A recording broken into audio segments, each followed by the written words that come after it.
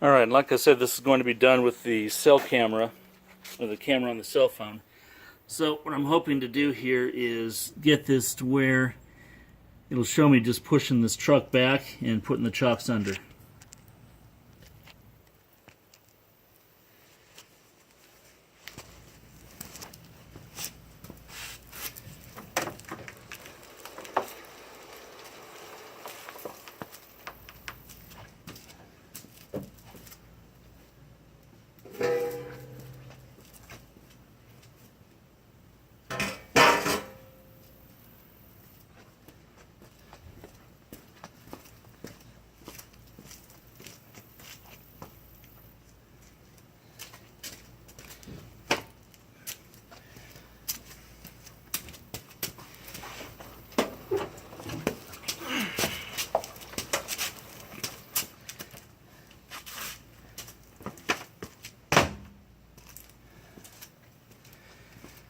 That'll do it.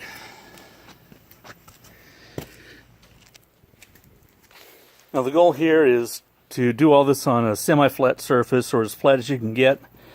And the chunks are just so that the vehicle doesn't roll around when you're working on it. So what I'm going to do here is put it up on jack stands and put the chocks underneath the rear wheels. We're not going to do anything with the rear wheels. Okay, this is the engine hoist, and this is going to be the piece that's actually going to lift the engine out of the bay and lift that one off the cradle into the bay. So I have just a little bit of time to get this one done here. And how this works, these two legs on the sides are actually going to come down in almost a Y fashion on these angles.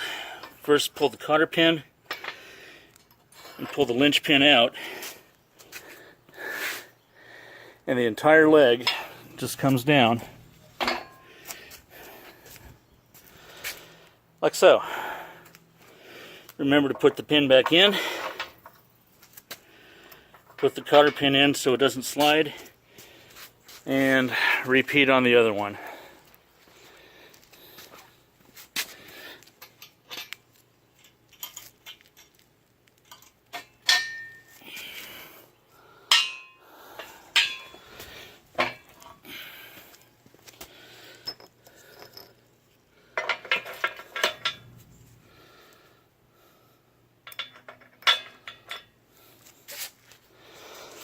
Okay, because the crack's in the ground, that's as far as forward as that's going to go.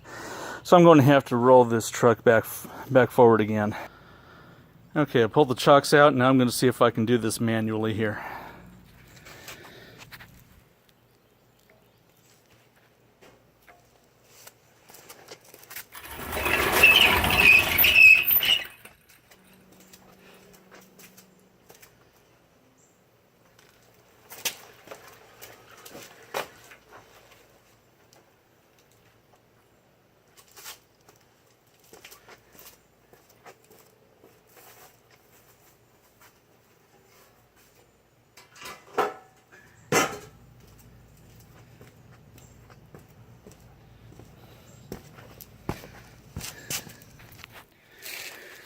They're not too bad, and this could only be done in neutral with the parking brake off, so to do that you have to turn the key on so that you can move the shifter.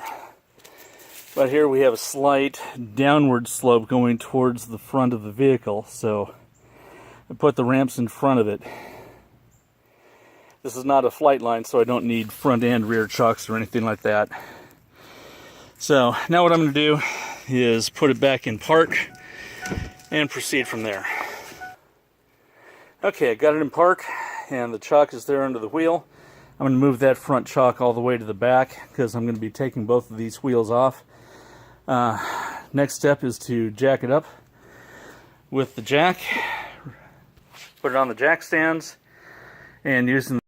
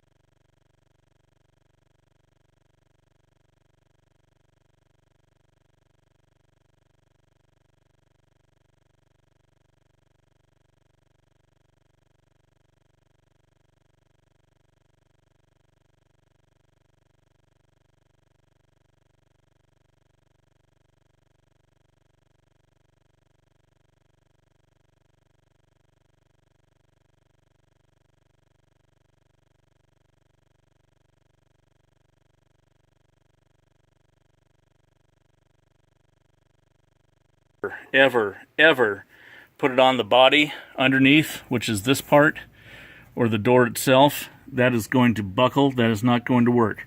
This is the frame, this big beam here, and that is where you are going to put the jack and the jack stands underneath. Now, when you do this, don't get the jacks so close to the jack stand that you can't work either one of them. So keep about 6 inches or so apart, just enough to make it work. And the way you want to orient them, the jacks are going to have these handles which actually release the top jack. So I'll have to figure out exactly what that is called. I never even paid attention to that. So what we need to do is come here, align the cup with the frame, and operate this. This set screw here turns on and off the hydraulic cylinder. So when it's turned all the way to the right, you'll be able to jack this up.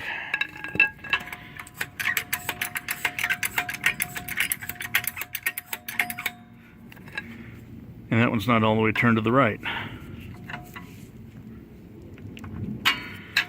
Make it tighter. There we go. Okay, now you see it coming up. That's going to come all the way up under the frame. Make sure you don't miss it.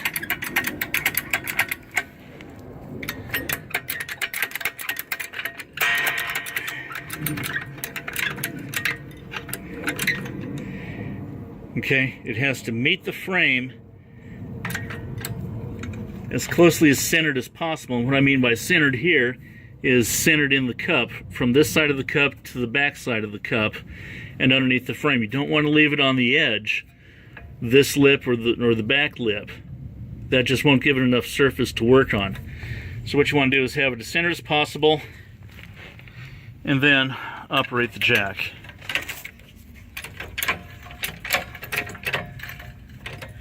I'm going to get a better angle on this.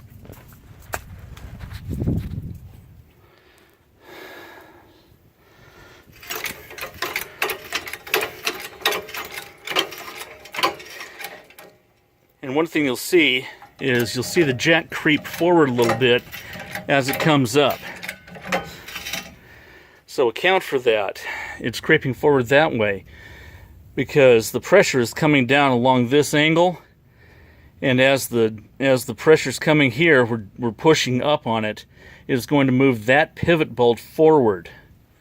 And that's why the wheels are rolling forward on this. So don't be surprised when it does that. Okay? 6 or 7 or so inches is good enough.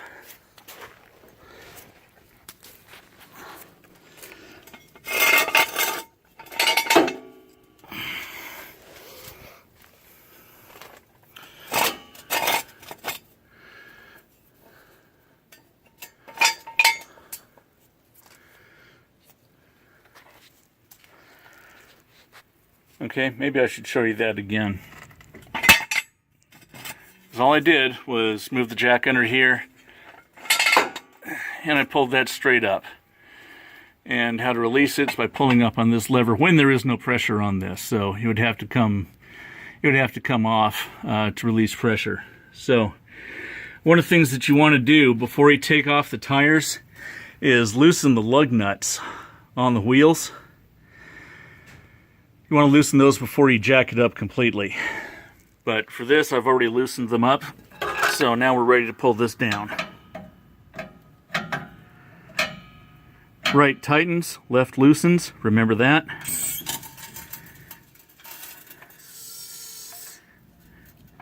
And there it's off, and everything's sitting on that stand.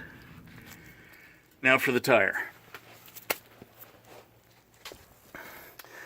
For the tire, you need the T-wrench. Each of these vehicles comes with its own special wrench, especially for this task. I prefer to have this T-wrench just because of the long handles. It gives me more leverage on it. So you have to fit the bolt, make sure it's the right one, and this one is.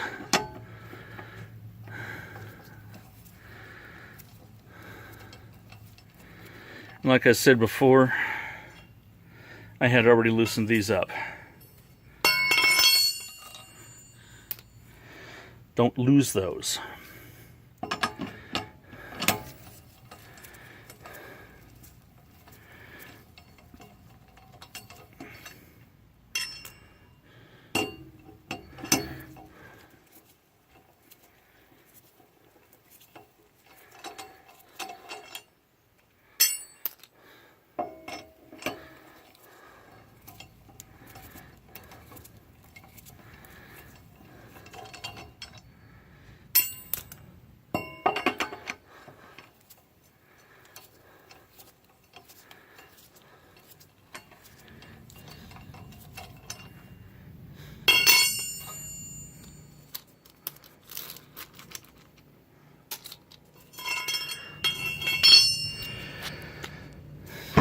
Okay, now you should have enough room to pull it off, which I do on this one.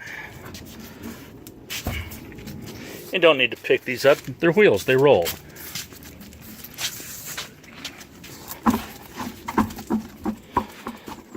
Alright, we're good to go on that one. And now repeat on the other side. Okay, we're back on the driver's side. And now I just need to position the jack where we're going to put everything. Hopefully the fire ants won't eat me on this.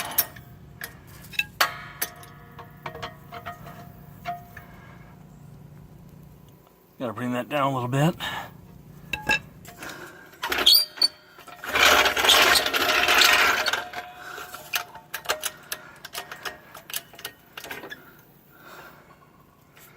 Not quite. Bad positioning. Still see that little bit of a gap there? That's potential for slipping. We don't want that.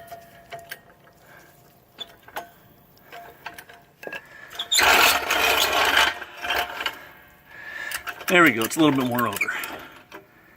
Alright, that's good.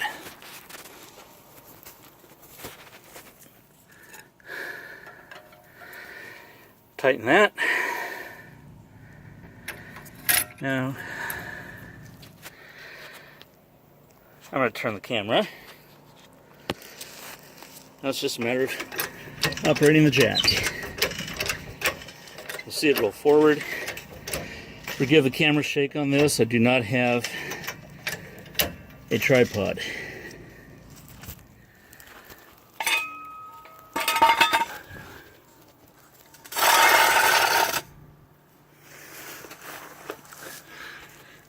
Position the other jack stand about the same as the other one as far as front to back is concerned, but as always, try to center the piece under the frame, under the big iron piece, the frame, not anything else, because it'll bend. The frame will not bend unless you put a whole lot more force on it than we're going to do here. So I just bring this up. Try to make it as even as possible. I see 3 notches there, and I count 3 here. 1, 2, 3 on this end. And these are what I'm counting. 1, 2, 3. So you don't want to have it raised up an inch or so on either side. That'll give you too much tilt on one side versus the other. Okay, brought the jack stand down a little bit so that it's now sitting on the jack, and the jack is, the lift is not having any weight on it right now, so we're just going to leave that for now.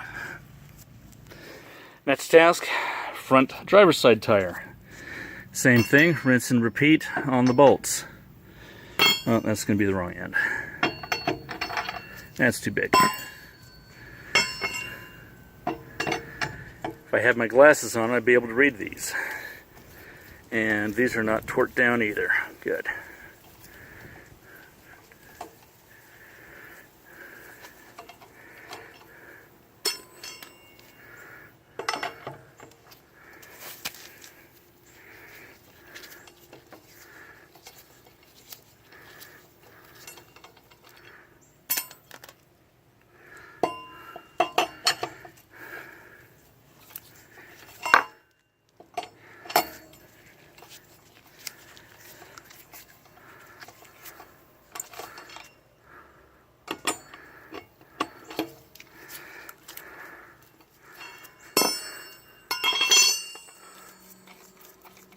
You get the idea.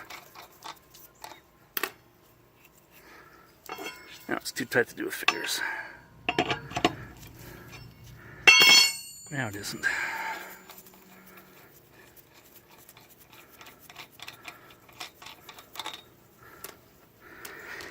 So, in the future, when you have a flat tire, this is the exact procedure that you're going to do.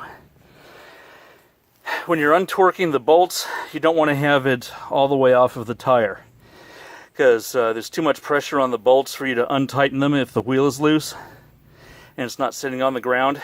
So you want to loosen them up while the vehicle's on the ground, and then to remove it, you have to lift it up off of the jack, off the ground with the jack. So I'm just going to pull the tire off, put this on pause. Okay, got the wheel off. What you're seeing there is the brake disc. And since the truck has been sitting for a year, that's why it's all rusty. The C-shaped piece behind it is the brake calipers. Inside it hold the pads. And best practice, like I said, is to put the bolts and the nuts right back where you got them, if you can. So this is going to be a good piece to do here. You don't need to tighten them down all the way, just enough to where you're not going to lose them.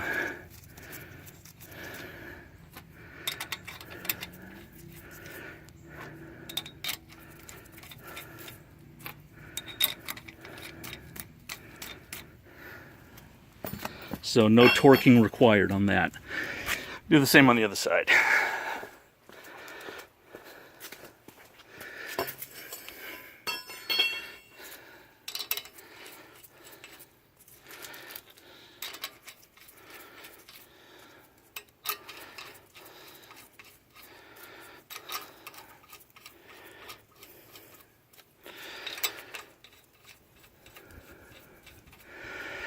Okay, and as I said earlier, I already removed the wheel wells. Those are sitting in the bed of the truck right now.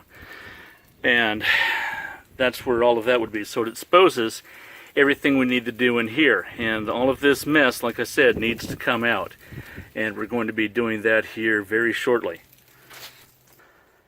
Okay, one thing you don't need to do is leave the jack completely extended all the time. So you don't want to store it like that. Just come to here with this rod that's in the bottom of the package. Come up to the nut.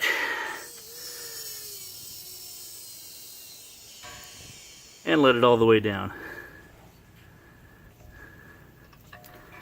And you can go ahead and leave it loose. But now we're ready to put that away.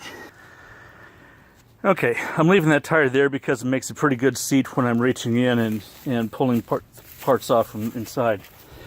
Now, we're going to open up the hood.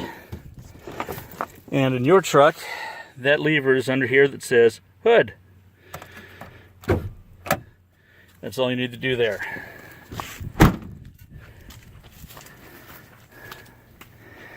And it's okay to open and close the doors on this when it's on the jack stands. Just don't slam it so hard that it's going to come off the jack stands. Just be careful. Okay, hood comes up. A little bit of a pop there. Alright, and there's the lever that unlatches the hood. Okay, this engine is dead, like I'd said before. I've got another short little video on that I'll insert right here and give myself 5 seconds or so and mark that 2015. Alright, first things first. All of this needs to come out. So, very first thing I want to do is disconnect the battery, and then we'll start pulling parts out. Anything you don't want to rust over a long period, leave it in the cab, and that's what I'm going to do with most of these bolts. Some of the ones from the outside of the engine, like the exhaust manifold bolts, are already pretty well rusted anyway. Positive lead on your battery, it's going to be marked with a plus under here. Negative lead's the other side. And the first thing we're going to do is remove the negative lead. Electrons are all negative charge, and so when you break the negative lead, the electrons are not going to flow anywhere. There are no electrons flowing from the positive side. That is a misnomer. That does not happen.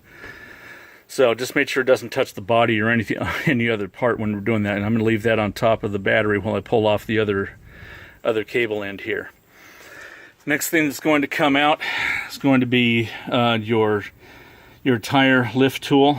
This actually operates the winch that's in the back of the vehicle. Your spare tire is underneath, and I'll show you how to do that in another video.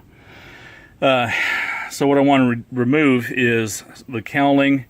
I want to remove the intake line. That includes the air filter. And the next thing I'm going to do after that is going to be all of the coolant, all of the oil, and brake fluid.